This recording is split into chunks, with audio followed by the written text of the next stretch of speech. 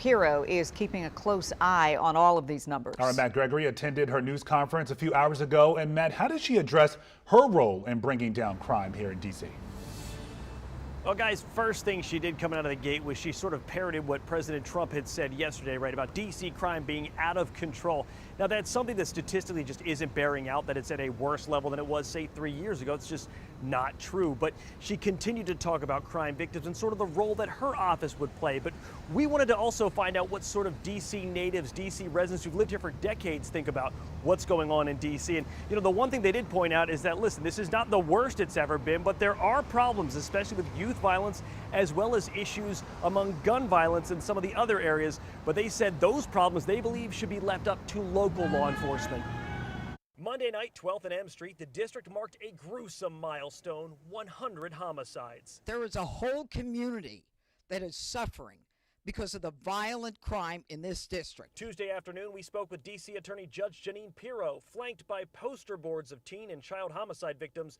Pirro laid out the D.C. prosecutor strategy in the federal takeover. That we are going to make sure that law enforcement is focused on these innocent, now silent victims of crime. Judge Pirro claims part of D.C.'s problem is unique juvenile crime laws and probation reforms. So I asked, what can you conceivably do as the D.C. U.S. Attorney to address those laws? We've got to change the law to bring them into the justice system.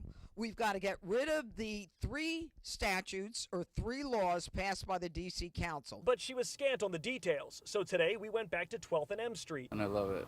I love living here. I'm very happy. And I talked to Logan Circle neighbors about violence in D.C. Trump needs to chill out, man. Yeah, he can find something else better to do. And the response from the Trump administration. I would understand if things was going haywire or hectic, but there's no need for him to be doing what he's doing. Both of these men said similar things. D.C. crime isn't great, but I don't think somebody can just come to Washington, D.C. and effect a big change by just, you know, it's on the police. The police need help. And they think the solutions should come from local officials. Hire more police officers. Instead of, I'm quite sure the feds got something else better that they can be doing.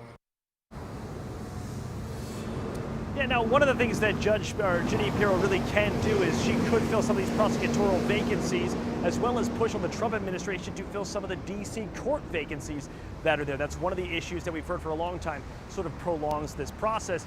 She said those things are all coming soon, and we said, oh, what's the timeline look like? And she just said soon. At Judiciary Square, I'm Matt Gregory. Back to you.